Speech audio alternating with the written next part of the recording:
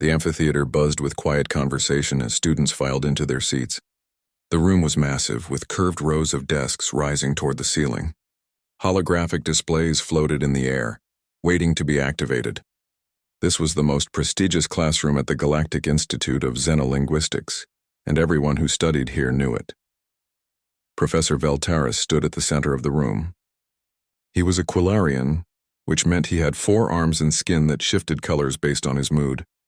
Right now, his skin showed calm blue patterns. He had taught at the Institute for 43 years. His specialty was dead languages from extinct civilizations. He was the best in the galaxy at what he did, and he knew it. Today was special. Today they had a new student, a human. The other students whispered about it as they settled into their seats. Humans were new to the galactic community. Only 50 years had passed since first contact. Most species had been traveling through space for thousands of years. Humans were like children in comparison. What was a human doing in an advanced linguistics class? Bora, a Luxian student made entirely of living crystal, sat in the front row. Her body caught the light and scattered it into rainbow patterns across the walls. She was the top student in the class and had been for 2 years. She did not like the idea of a human joining them. Humans were too new, too unsophisticated. They probably did not even understand what real scholarship looked like. Next to her sat Minsu, a nephron who existed as a cloud of glowing gas contained in a specialized suit. Minsu was curious about everything and everyone. Unlike Bora, Minsu was excited to meet the human. Humans were fascinating. They had joined the galaxy so recently, yet they were spreading everywhere, making friends, asking questions, getting into trouble. In the third row, Hyejin adjusted her position. She was a Scaran, a reptilian species known for their competitive nature and excellent memory. She had been second in the class rankings for 2 years, always just behind Bora. Maybe this human would shake things up. Maybe Bora would finally slip. The door opened. Everyone turned to look. Deho walked in. He looked completely ordinary. He was tall by human standards, but short compared to most of the other students. He had black hair and dark eyes. He wore simple clothes, the kind any human might wear. He carried a bag over one shoulder. He looked nervous. Professor Veltaris's skin shifted to a welcoming green. "Ah, you must be our human student." "Welcome, welcome. Please introduce yourself to the class." Deho stood at the front of the room. 37 pairs of eyes, and some things that were not quite eyes, stared at him. "Hello, my name is Deho. I am from Earth. I am 23 years old. I am here on the exchange program. I hope to learn a lot from all of you." His voice was quiet. He spoke Galactic Common with a slight accent. Some students smiled. Others looked unimpressed. "Excellent," Professor Veltaris said. "Please take a seat anywhere. We are in the middle of an important project. You have joined us at a very exciting time." Deho found an empty seat in the middle of the room. He pulled out a tablet and prepared to take notes. Professor Veltaris activated the main holographic display. An image appeared in the air. It showed an old damaged scroll. The material looked like it might have been paper once, but it had been preserved in some kind of protective field. Strange symbols covered the surface.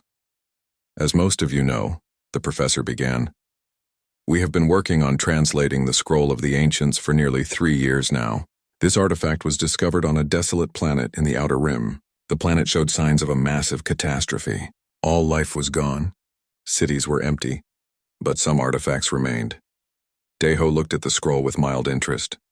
The symbols looked familiar somehow, but he could not quite place them. "The language on this scroll," Professor Veltaris continued, "does not match any known language in our databases.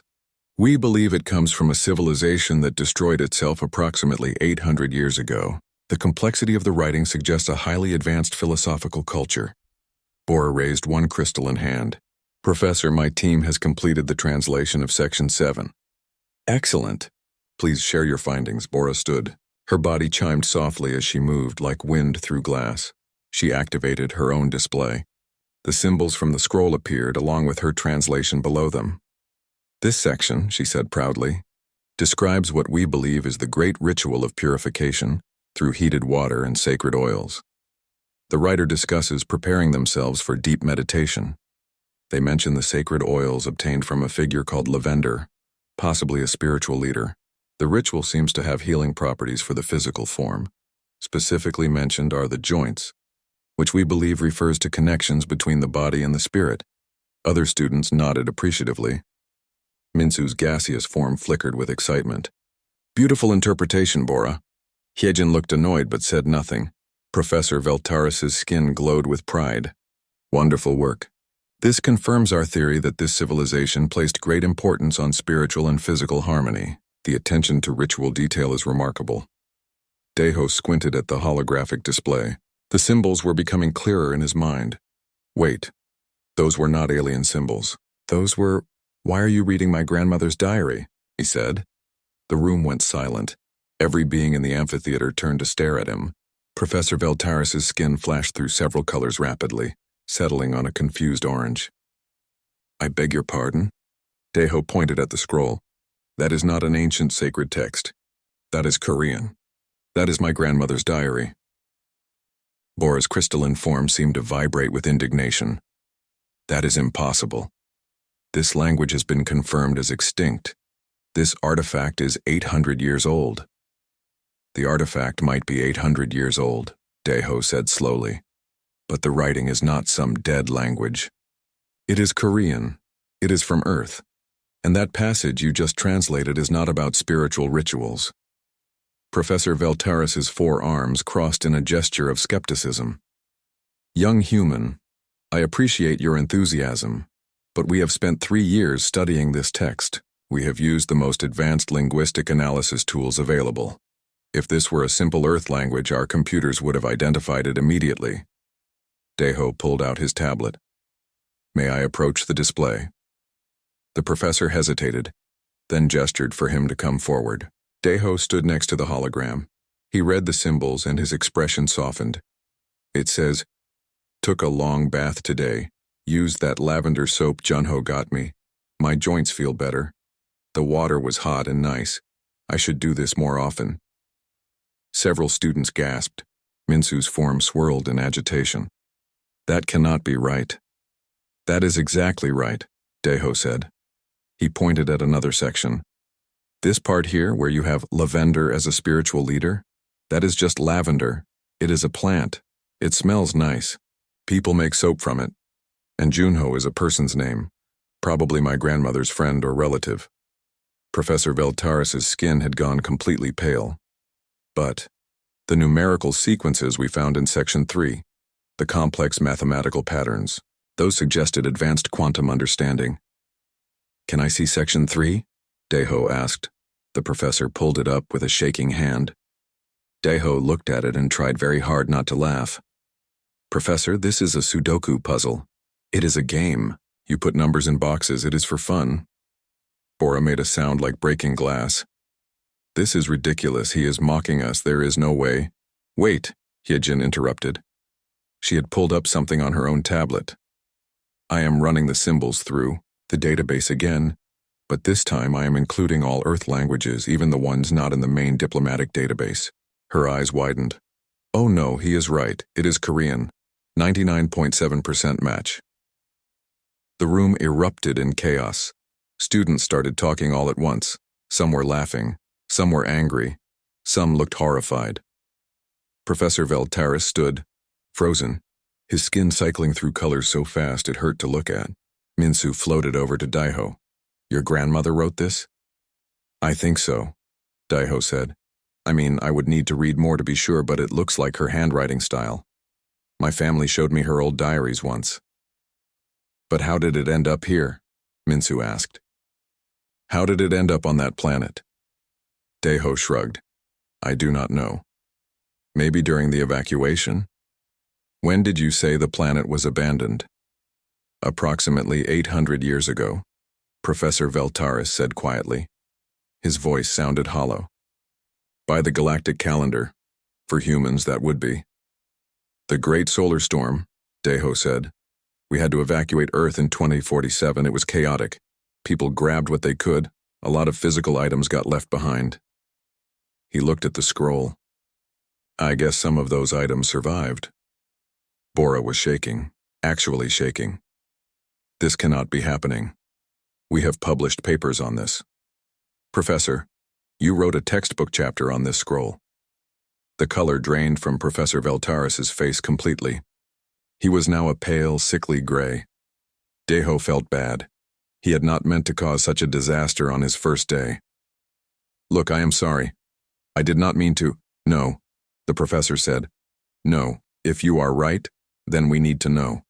Can you translate more? Can you prove this?" Deho looked at the scroll again, at his grandmother's handwriting, at the simple everyday thoughts she had written down hundreds of years ago, thoughts that had traveled across space, survived catastrophe, and somehow ended up being studied as sacred wisdom by aliens who would never know her.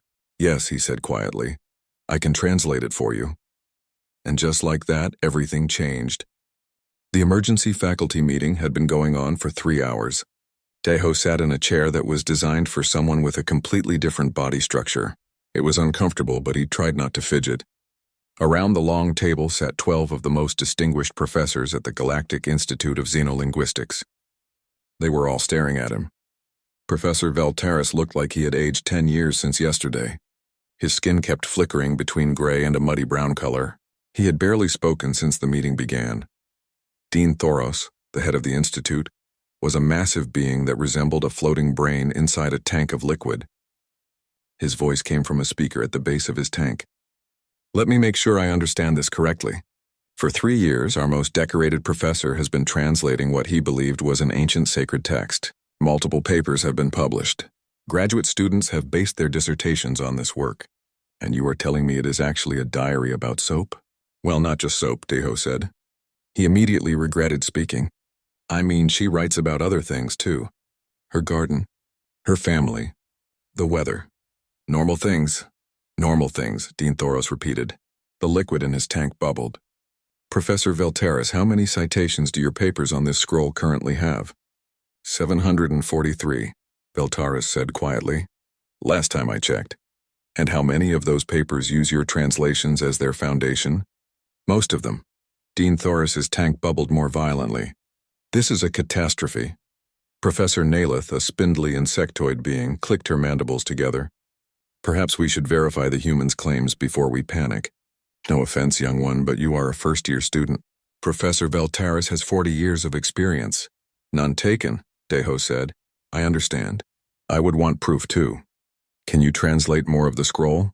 Nalith asked. "Yes, I think so. I mean, if it really is Korean, then yes." They brought the scroll to the verification laboratory. It was a massive room filled with equipment that Deho did not recognize. The scroll was placed under several scanning devices.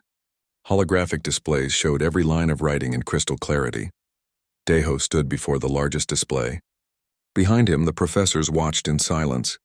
Several had brought recording devices. Everything would be documented, he began to read. Section 1. January 15th, cold today. Wore my heavy coat. Made soup for dinner. Radish and beef. It turned out well. Called Yunji. She says the baby is doing fine. I should visit her next week. The professors looked at each other. Deho continued. Section 2. January 16th, my back hurts. Too much gardening yesterday. Should have stopped earlier. Watched that show about cooking. The one Minho likes. It was boring, but I had nothing better to do. Professor Nalith pulled up one of the published papers on her tablet. Her mandibles clacked rapidly. According to this paper, Section 2 describes a spiritual trial of physical suffering, leading to enlightenment through passive observation of sustenance, preparation rituals. Deho tried not to smile. It is just about watching a cooking show because her back hurt. He kept reading, section after section. The professors listened. Some took notes. Some just stared. Professor Veltaris sat in the corner, his head in his hands. When Deho reached Section 7, the one Bora had translated, he read it aloud slowly. March 3rd. Took a long bath today. Used that lavender soap Junho got me for my birthday. My joints feel better. The water was hot and nice.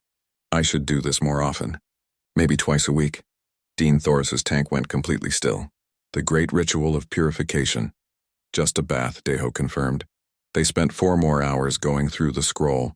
Every profound meditation turned out to be a nap. Every cosmic numerical sequence was either a phone number, a date, or a Sudoku puzzle. The sacred leader Amazon that several papers had written about was just Amazon, the old delivery service. By the end, even the most skeptical professors had to accept the truth. The computers confirmed it. The linguistic patterns matched. Everything Deho said was accurate. The humans had not been lying about their language databases. Korean just had not been included in the initial uploads to the galactic network. It was an oversight. A simple bureaucratic oversight that had caused 3 years of academic misunderstanding. "This is devastating," Dean Thoros said. "We will have to retract the papers. Contact everyone who cited them. The reputation of the Institute will suffer." Professor Veltaris finally spoke. His voice was hollow. "I will submit my resignation tomorrow." "No," Deho said. Everyone turned to look at him. "I mean, with respect, Professor, this was not your fault. The language was not in the database. You did your best with the information you had. Any linguist in the galaxy would have made the same conclusions." "The human is right," said Professor Kelthar, an elderly scholar with feathers and too many eyes. "This was a systems failure, not a personal one. We should focus on fixing the problem, not assigning blame." But Professor Veltaris just shook his head. "I built my career on being thorough, on being certain, and I spent 3 years confidently teaching students about a text I completely misunderstood. How can I continue?" Deho did not know what to say to that. He felt awful. He had not wanted to destroy anyone's career. He had just pointed out what he saw. The meeting ended shortly after. The professors filed out, talking in low voices. Plans were being made. Papers would be retracted. Students would be notified. It would take months to clean up the mess. Deho walked back to his dormitory alone.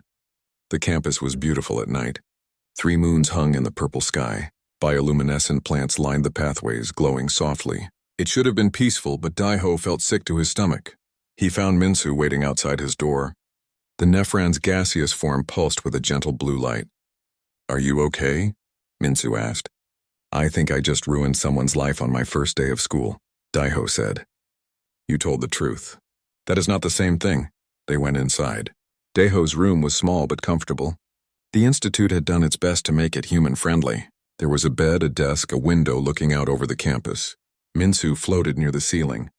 "Can I ask you something?" "About the diary?" "Sure. Your grandmother. Was she important? On Earth, I mean. Was she a leader or a scientist or something?" Deho sat on his bed. "No, she was just a regular person. She was a nurse. She worked at a hospital. She had 3 children. She liked gardening and cooking and watching shows. She was ordinary." Minsu was quiet for a moment, but she wrote things down. "She kept a diary." "Why?" "I do not know. Lots of people kept diaries back then. It was a way to remember things, to process feelings, to leave something behind maybe." "And now her words have traveled across the galaxy," Minsu said softly. "They have been studied by the greatest minds in the known universe. Scholars have debated their meaning. Students have written papers about them. Is that not amazing?" Deho had not thought about it that way. "I guess so. She would probably find it funny. She had a good sense of humor." "I think it is beautiful," Minsu said. "An ordinary person living an ordinary life, and somehow her words ended up here, mattering to people she never knew existed." There was a knock at the door. Deho opened it to find Bora standing there. Her crystalline body was dim, not bright and shimmering like it usually was. "May I come in?" she asked. "Of course." She entered slowly. She did not look at either of them directly. "I owe you an apology. I was rude to you in class. I dismissed your claims without consideration. That was wrong of me." "It is okay," Deho said. "It was a shock. I understand." "It is not okay," Bora said firmly. "I was arrogant. I thought humans could not possibly understand advanced linguistics. I thought you were too new to the galaxy to have anything valuable to contribute. I was wrong." Minsu made a sound like wind chimes. "Bora, are you actually admitting you were wrong? Should I record this? It may never happen again." Despite everything, Bora seemed to smile. At least her light pulsed in a way that seemed friendly. "Do not get used to it, Minsu." She turned back to Deho. "I have a request. I want to learn about human languages. Real information, not mistranslations. Will you teach me?" Deho was surprised. "You want me to teach you? But I am just a first-year student. You know things I do not know. That makes you qualified." She paused. "Please, I do not like being ignorant. And I clearly have been ignorant about human culture." "Okay," Deho said. "I will help you. But you have to help me with my other classes. I am way behind everyone else in theoretical xenolinguistics. Deal. They shook hands. Well, Bora touched his hand with her crystalline equivalent. It felt cool and smooth. Minsu floated between them. This is good. This is very good. We should form a study group. The three of us. Over the next few days, the crisis deepened. 3 major papers were officially retracted. 2 doctoral students had to revise their entire dissertations. A textbook had to be pulled from publication. The academic community across multiple planets was in an uproar. Some scholars were angry. They felt embarrassed. They had cited the work. They had built on it. Now it was all revealed to be based on a misunderstanding. Others were fascinated. How had this happened? What did it say about their methods? About their assumptions? And a small group, led by a fringe philosopher from the Rigel system, insisted that there must be deeper meanings, that humans had simply forgotten the true spiritual significance of their ancestors' words. That grandmother's diary really was profound. Even if modern humans did not realize it, Deho found that last group particularly annoying. But something else was happening too. Something unexpected. People were becoming curious about humans. Really curious. Not just about their technology or their politics, but about their culture, their daily lives, their history. If a simple diary could be so badly misunderstood, what else had the galaxy gotten wrong about humanity? Professor Veltaris did not resign. Dean Thoros refused to accept his resignation. Instead, the professor was given a new project. He would work with Deho to properly translate all the Earth artifacts in the Institute's collection, because it turned out there were 17 more items in the archive. 17 other objects from Earth, all catalogued as unknown origin, or unidentified language. Deho had a feeling things were about to get even more interesting. Deho sat cross-legged on his bed, his tablet propped against his knee. The video call to Earth had taken 2 hours to connect because of the distance. His mother's face filled the screen, pixelated slightly from the long-range transmission. "You want to know about grandmother?" she asked. Her hair was graying at the temples now. Deho had not seen her in person for 6 months. "Why the sudden interest?" "It is complicated," Deho said. Her diary turned up here. "At the Institute. They have been studying it." His mother's eyes widened. "Her diary? The physical one? I thought everything physical was lost during the evacuation." "Apparently not everything. Can you tell me about her? I only met her a few times before she died. I was pretty young." His mother smiled, but it was sad. "Sora, your grandmother Sora, what do you want to know?" "Everything, anything. What was she like?" His mother settled back in her chair. Behind her, Deho could see the apartment in New Seoul, one of the human colony worlds. It looked comfortable, safe. Nothing like old Earth had been at the end. She was quiet, his mother began. Not shy, just quiet. She did not talk much about herself. She was a nurse for 40 years, worked at the same hospital almost her entire career. She was good at it. Patients loved her. What else? She loved gardening. She grew tomatoes, peppers, herbs. She said getting her hands dirty helped her think. And she read a lot. Old books mostly. Physical books, even when everyone else had switched to digital. Did she write in her diary every day? Almost every day, yes. She started when she was young and never stopped. She said it helped her make sense of the world. His mother paused. "Why do you ask?" Deho explained everything. The scroll, the translations, the academic crisis. His mother listened with growing amazement. "So aliens have been studying your grandmother's bath routine as a sacred ritual," she said finally. She started laughing. Not cruel laughter, warm, delighted laughter. Oh, she would have loved that. She would have thought it was the funniest thing in the world. Really? Absolutely. She had a great sense of humor, especially about herself. His mother wiped her eyes. "Wait, I have something to send you." "Hold on." She disappeared from the screen. Deho heard her rummaging through something in another room. When she came back, she was holding a data chip. "I have been digitizing old family files," she said. "Photos, videos, documents. I have some things about your grandmother. I will send them to you now." The file transfer took 20 minutes because of the distance. When it finished, Deho had hundreds of files. Photos, video clips, scanned documents, even some audio recordings. He spent the rest of the night going through them. There were pictures of grandmother Sora as a young woman, standing in front of the hospital where she worked. Pictures of her in her garden, holding tomatoes and smiling. Pictures of her with her family, with friends, at holidays and celebrations. There were videos too. One showed her teaching Deho's mother how to make kimchi. Another showed her laughing at something someone had said off camera. Her voice was gentle, kind, ordinary. There were documents, her nursing license, letters she had written, recipes in her handwriting, and more diary entries, digitized by his mother years ago. Deho read them late into the night. His grandmother had lived through so much. Climate change, pandemics, political upheaval, the solar storm that eventually forced humanity to leave Earth entirely. She had written through all of it, but she had not written like a historian. She had written like herself. A person living a life, doing her best, finding small joys where she could. Made bread today. It turned out well. The whole house smells amazing. Saw a bird in the garden. Blue feathers. Very pretty. I should put out a feeder. Worked a double shift, exhausted, but we saved a kid who came in with severe allergic reaction. That felt good, simple words. Ordinary moments. But reading them now, knowing what came later, knowing that humanity had survived and spread across the stars, they felt different. They felt important. The next morning, Deho brought the files to his study group. Bora and Minsu met him in one of the small conference rooms. He showed them the pictures first. Minsu's gaseous form swirled with emotion. This is her? This is the author of the scroll? This is my grandmother, yes. Bora leaned closer to the holographic display. The image showed Grandmother Sora in her garden, holding a basket of vegetables. She was smiling. She wore simple clothes. She looked completely ordinary. She was not a leader, Bora asked. Not a scientist or philosopher? No, just a nurse. Just a person. But she wrote, Minsu said softly. She wrote down her life.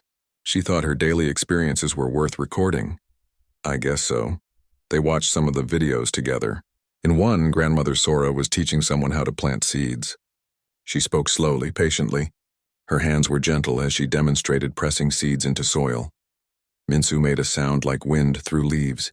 It took Deho a moment to realize the Nephran was crying.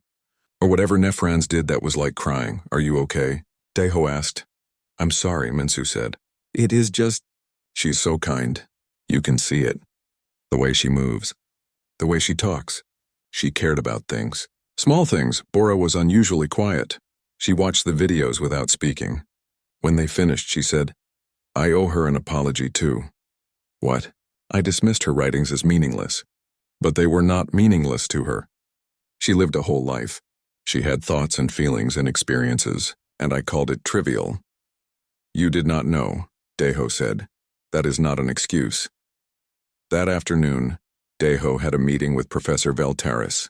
They met in the professor's office, a cluttered space filled with books and artifacts from dozens of worlds. The professor looked better than he had a few days ago. His skin had returned to a healthier color. Thank you for coming, Veltaris said. I have been doing some research. About Earth, about the evacuation. What did you find? The great solar storm of 2047 was catastrophic.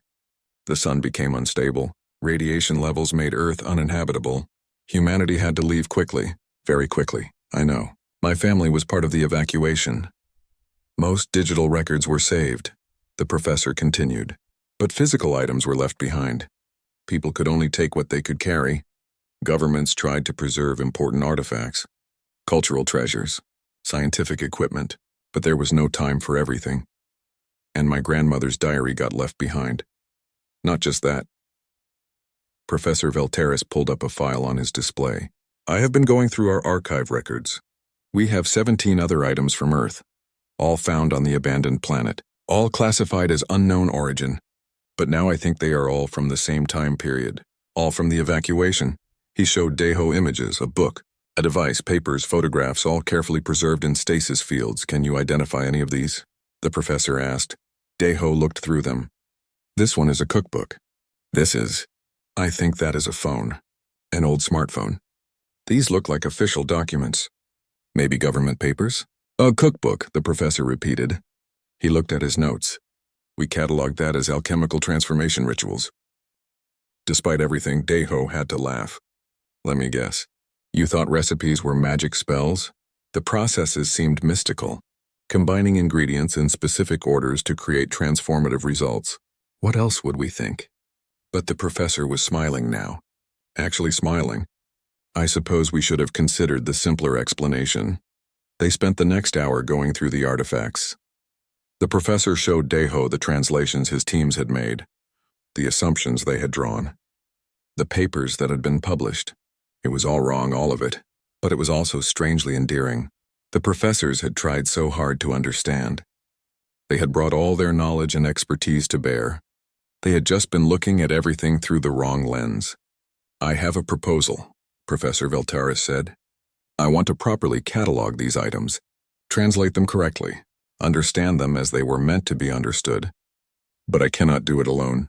I need someone who knows human culture, someone who can provide context. You want me to help you?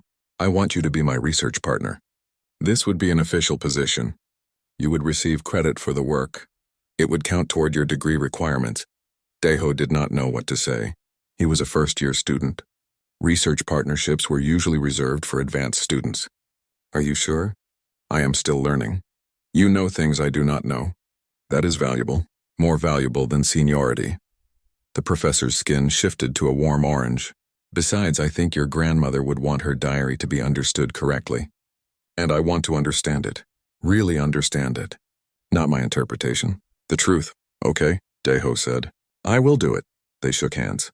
Or rather, Deho shook one of the professor's 4 hands. That evening, the study group met again.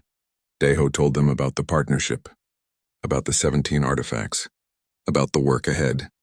We should do something special, Minsu said. Something to honor your grandmother. Like what? I do not know. But her words traveled across the galaxy. They touched people.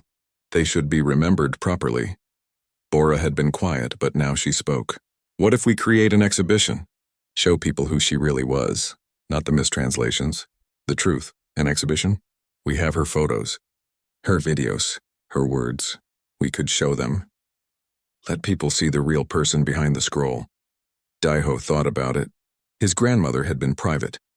She had not sought attention, but she had written down her life. She had thought it worth recording. Maybe she would not mind if people knew the truth. Okay, he said. Let us do it. They started planning that night. Heejin joined them when she heard about the project. She had been studying the diary independently. Fascinated by the linguistic structures, she had insights about how Korean worked that even Deho had not considered. More students got involved. Word spread through the institute. The human's grandmother. The woman whose diary had been mistranslated. People were curious. They wanted to know more. The exhibition grew from a small idea to a major project. The institute offered space in their main gallery. Other students volunteered to help design displays.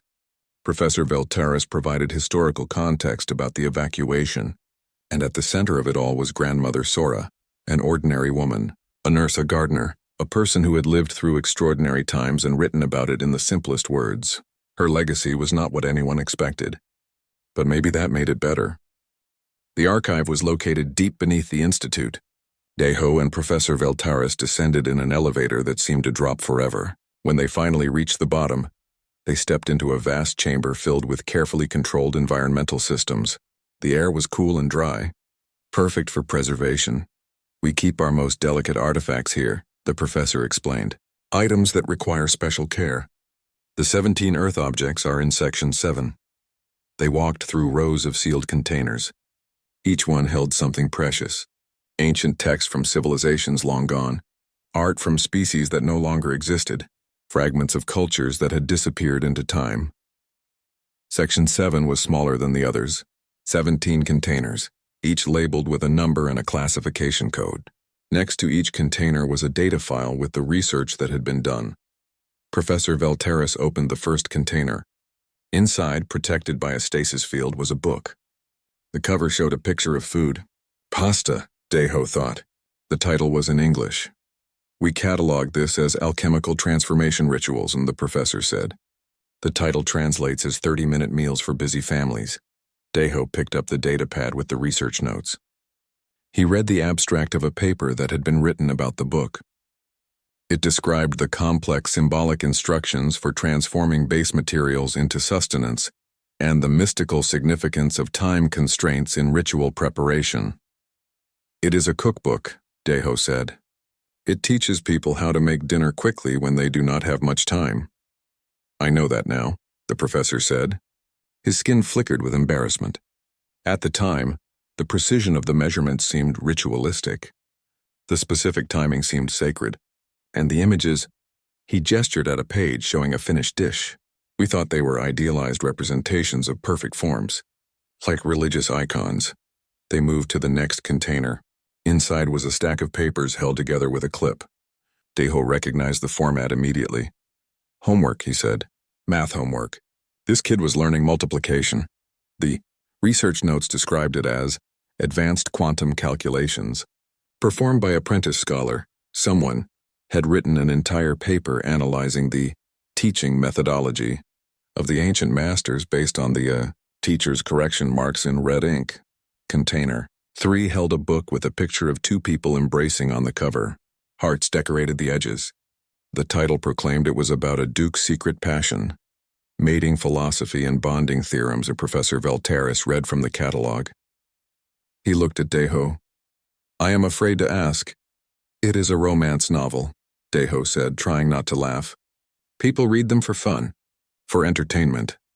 So the detailed descriptions of emotional states and physical interactions. Just a story. Fiction, made up. The professor's skin went through several colors. 3 graduate students wrote their dissertations analyzing the complex bonding rituals of human nobility. One of them is now a leading expert on interspecies relationship structures. Oh no. Oh yes, they continued through the containers. Each one was more absurd than the last. A smartphone user manual had been classified as unknown technology, possibly weapon systems. Someone had spent 2 years trying to decode the attack patterns described in the troubleshooting section. A traffic laws handbook was labeled Complex Social, Hierarchy and Movement Protocols. The researchers had developed an entire theory about human caste systems based on the difference between cars, bicycles, and pedestrians. A magazine about home decoration had become dwelling construction. Philosophy and aesthetic meditation. Practices. A child's diary with daily entries about school and friends had been studied as chronicles of educational trials and social development rituals. With each container, Deho felt worse for laughing. These researchers had done serious work. They had applied rigorous methodology. They had just been working with incomplete information. How did this happen? Deho asked. How did all these mistakes get made?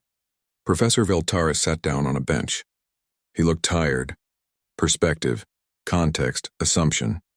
When we found these items, we had no reference point for human culture. Humans were unknown to us. The planet was abandoned. We assumed catastrophe had destroyed a great civilization, so we looked for greatness in everything we found. But these are just normal things. Everyday items. That is obvious to you. You grew up with human culture. You understand the context. But imagine finding these items with no context at all. A book that gives precise instructions for transforming ingredients into food using specific tools and exact timing. Without knowing about cooking, about kitchens, about daily meals, how would you interpret it? Deho thought about it. I guess I would think it was some kind of ritual or science. Exactly. We did not see a cookbook. We saw precise technical instructions with mystical language about golden brown and tender and melting. We saw images of perfect results. We thought we were looking at advanced knowledge. What about asking humans? Once we joined the galaxy, could you not have checked with us? We tried, but the items were cataloged as unknown origin. The connection to Earth was not made until you recognized the diary. The planet where these were found was not identified as Earth because by the time we found it, all digital records were gone. Buildings had degraded. There were no clear markers. We called it Planet X347. Earth had no markers. The evacuation was complete. Humanity took everything important. What remained were fragments, pieces left behind in the chaos. These items survived by accident. They were in a basement that collapsed, which protected them from the elements. We found them 800 years later, preserved by chance. Deho looked around at the 17 containers, 17 random items from Earth, a grandmother's diary, a cookbook, a child's homework, a romance novel, a phone manual, a traffic handbook, magazines, more diaries, all cataloged incorrectly, all misunderstood. What do we do now? He asked. We do the work properly, Professor Veltaris said. We translate everything correctly. We provide real context. We publish corrections. And we learn from our mistakes. They spent the next 2 weeks working through the artifacts. Tejo translated. The professor took notes. They recorded everything properly this time, the truth, not assumptions. News of their work spread beyond the institute. Other universities contacted them. Researchers from across the galaxy wanted to know more. How had such fundamental mistakes been made? What did it say about xenological research methodology? Some responses were angry. Scholars who had built careers on the mistranslations felt betrayed. They accused Tejo of destroying important work. They suggested the real meanings were being suppressed. But most responses were curious. If humans could be so badly misunderstood, what about other species? What other assumptions were being made? What other contexts were being missed? A researcher from the Andros cluster sent a message. She'd been studying artifacts from a species called the Kelthans, who had gone extinct 500 years ago. Her translations described complex religious rituals, but now she wondered if she was making the same mistakes. Could Tejo look at her work?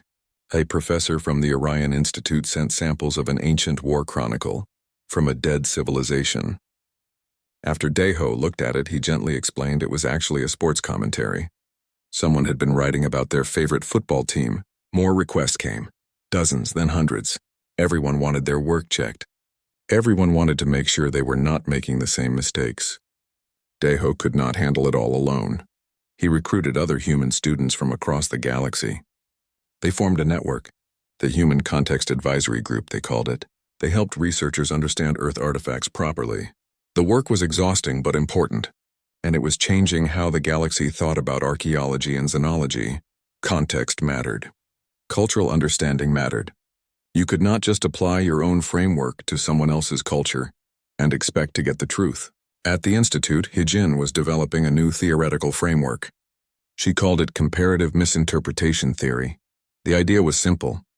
By studying how cultures misunderstood each other, you could learn how to avoid those mistakes. Her paper went viral across academic networks. Universities wanted her to speak. She was offered a position at the prestigious Rigel Academy before she even graduated.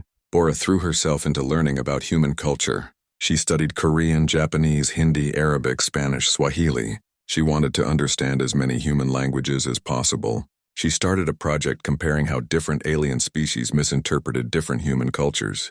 The patterns were fascinating. Minsu took a different approach. They became interested in the emotional aspects. Why did the diary move people? Why did ordinary words about ordinary life resonate across species?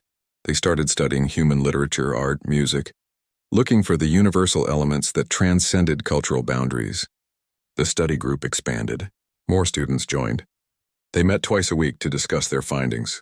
The conversations were rich, deep. They were learning not just about humans, but about how to understand anyone who was different from themselves. One evening, as they were packing up after a particularly long session, Bora said something that surprised everyone. I think we were meant to misunderstand the diary. Everyone stopped. What do you mean? Tejo asked. Not deliberately. But think about it. If we had translated the diary correctly from the start, what would we have learned? That it was a record of daily life. Interesting, but not revolutionary. But because we mistranslated it, because we thought it was sacred, we paid attention to it. We studied it carefully. We thought deeply about its meaning. And when we learned the truth, it hit us harder. It meant more.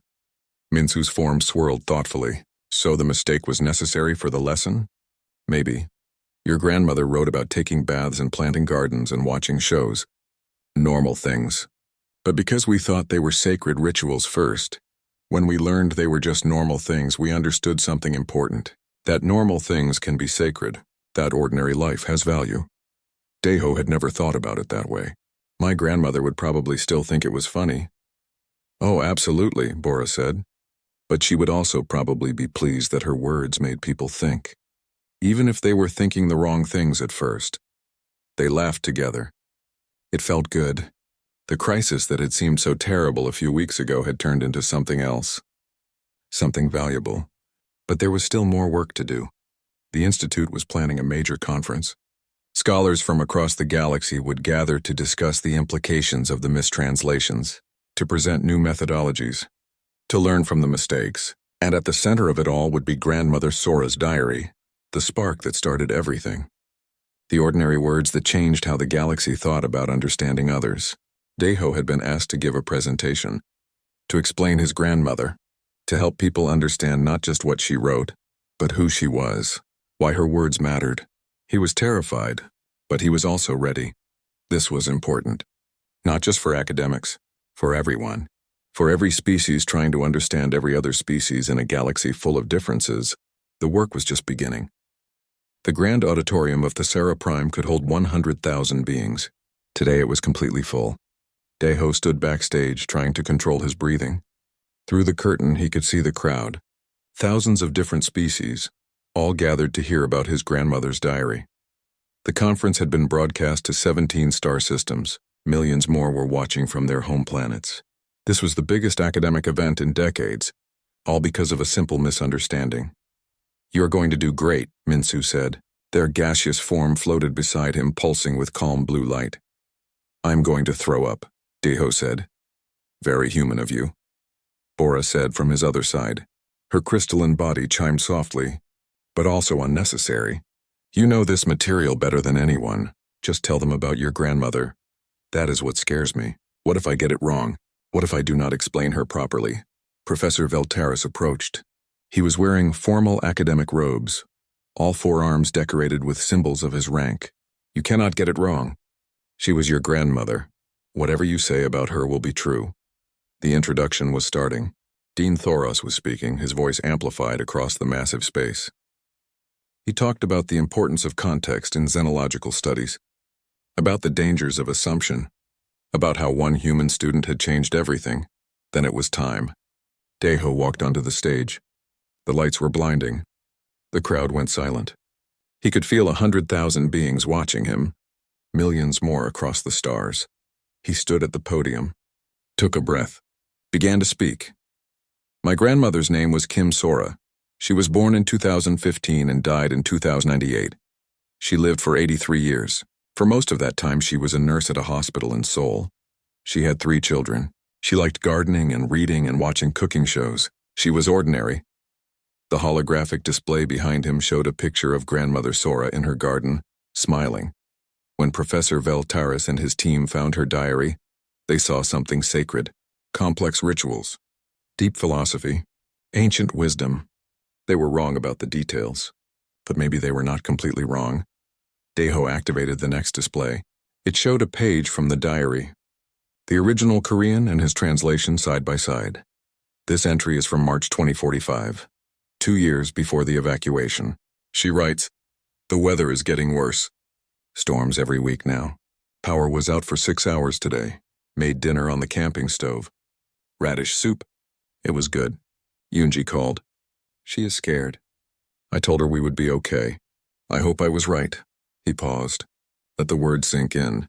She does not talk about climate collapse. She does not use big words or dramatic language. She just mentions the weather. The power outage. Making soup. But she was living through the end of the world. And she was still making soup. Still calling her daughter. Still hoping. The next display showed more entries. Deho read them aloud. April 2046. "The news says we might have to leave Earth. I do not want to believe it. This is my home, but I started packing anyway, just in case. Put my photos in a waterproof box. Could not fit everything. Had to choose.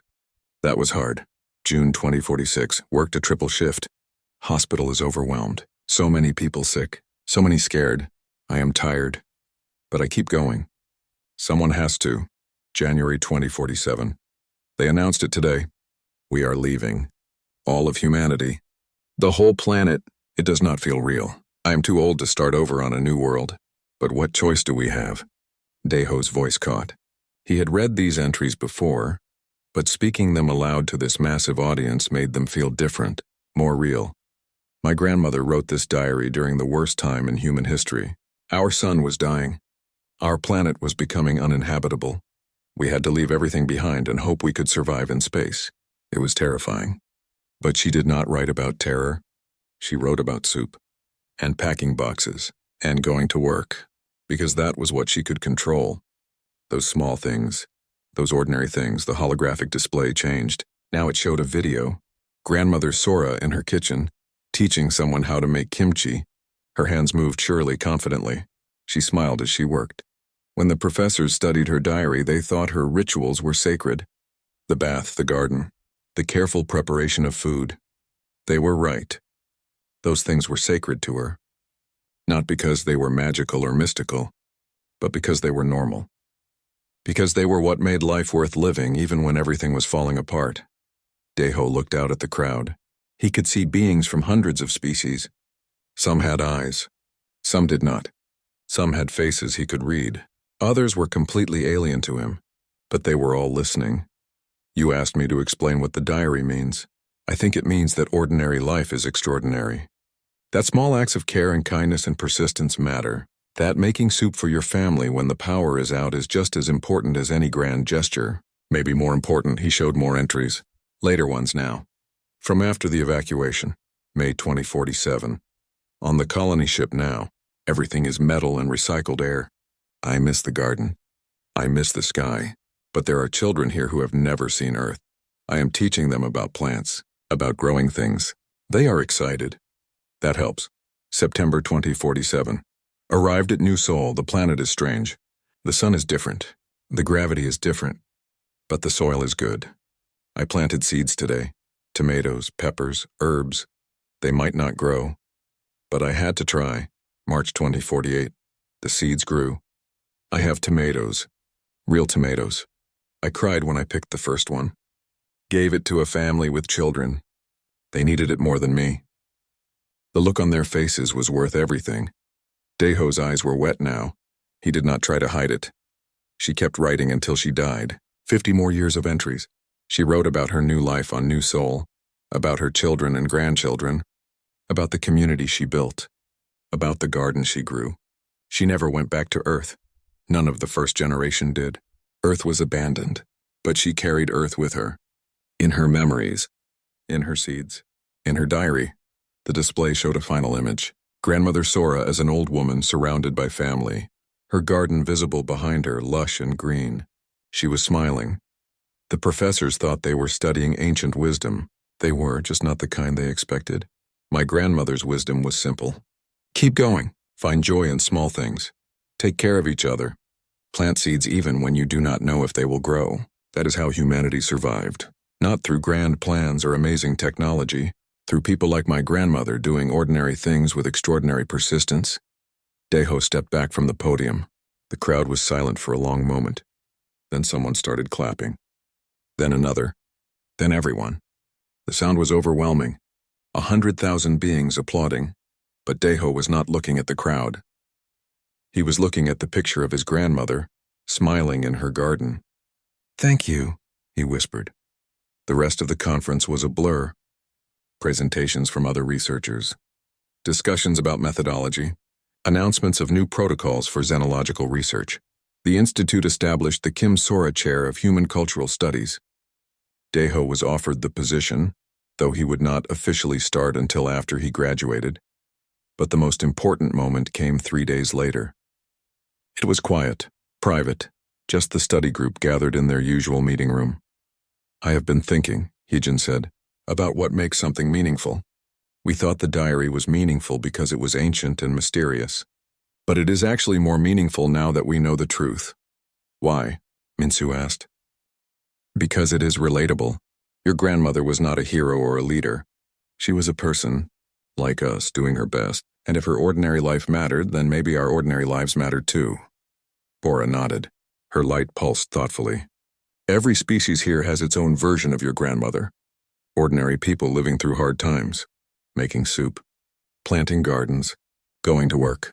We just never paid attention before because we were looking for grand narratives." "Maybe that is the real lesson," Minsu said. "Not about translation or methodology. About attention. About noticing the value in everyday existence."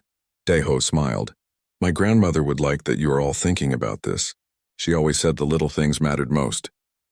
They sat together in comfortable silence for a while. Then Bora spoke again. "I am writing a paper. about how the mistranslation changed the way we see the diary, how error led to understanding. But I want to include something about your grandmother as a person. May I interview your family? Of course. I want to create an art piece, Minsu said, inspired by the diary, something that captures the beauty of ordinary life. Would that be okay? She would be honored. Hyejin was typing on her tablet. I am adding a section to my book about your grandmother, about how one person's words can travel across space and time and touch millions of lives. Over the next months, things settled into a new normal. The retracted papers were replaced with corrected versions. New research methodologies were developed. The Human Context Advisory Group became an official organization, helping researchers across the galaxy avoid similar mistakes. The exhibition about Grandmother Sora became permanent. It was installed in the Institute's main gallery. Thousands of students visited it every year.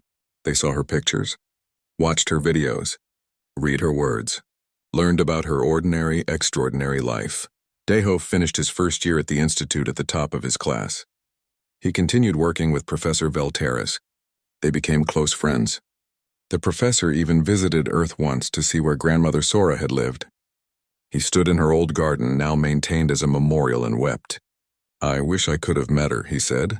In a way you did, Daeho replied. You spent 3 years studying her words. You thought about her constantly. You tried to understand her. Maybe that is its own kind of meeting. Bora graduated with highest honors. Her paper on the diary became required reading in xenology programs across 17 systems. She was offered positions at multiple prestigious institutions. She accepted one at the Rigel Academy, where she started a program on cross-cultural understanding. Minsu's art piece was displayed at the Galactic Museum of Contemporary Art. It was a massive installation that recreated Grandmother Sora's garden in light and sound. Visitors walked through it, experiencing the peace and beauty of ordinary growth. Critics called it transformative. Hyejin's book became a bestseller. It was translated into 47 languages. She became one of the galaxy's leading voices on comparative linguistics and cultural interpretation. She credited Daeho's grandmother as her inspiration. 1 year after that first class, Daeho returned to Earth for a visit. He went to the memorial garden where his grandmother had once grown her tomatoes and peppers. The garden was beautiful now, maintained by volunteers who had heard her story. He sat on a bench under a tree she had planted. He pulled out his own diary. He had started keeping one after learning about hers. He wrote simply, like she had, about his day, his friends, his work, small things. Dear grandmother, he wrote. Today I taught my first class as a professor. It went well. The students asked good questions. One of them was human, from the Mars colonies. She reminded me of you, quiet but observant. After class she asked about your diary. I told her your story. She said she was going to start keeping a diary too. I think you would like that. I think you would like knowing that your words inspired someone 800 years later, across the galaxy, to write down their own life. That is pretty amazing. I miss you. I wish I had known you better. But I am getting to know you now, through your words, through the impact you had without even knowing it. Thank you for writing. Thank you for living. Thank you for planting seeds. Love, Daeho. He closed the diary, looked up at the sky. Somewhere up there across the stars, millions of beings knew his grandmother's name, knew her words, knew her story. An ordinary woman who had lived an ordinary life in extraordinary times. The sun was setting. The garden glowed in golden light. Somewhere a bird was singing. Daeho smiled. This was the kind of moment his grandmother would have written about. Simple, peaceful, beautiful. He would write about it tonight, just like she would have. Because ordinary moments deserve to be remembered too. That was the lesson. The real wisdom. Not complicated, not mysterious, just true. Life was made of small things. And small things mattered. They always had. They always would. That was Grandmother Sora's legacy. That was what she taught the galaxy. Not through grand speeches or dramatic gestures. Through soup and gardens and diary entries about the weather. Through living. Through continuing. Through planting seeds and hoping they would grow. And they did grow. Across the stars, in ways she never could have imagined. But maybe in ways she would have understood perfectly, because that was what seeds did. They grew, they spread. They became something new while carrying something old. Daeho stood. touched the tree. Walked home. He had classes to prepare, papers to grade, a life to live. Ordinary things, sacred things, the same things really, depending on how you looked at them. His grandmother had taught him that, taught all of them that, and they were listening,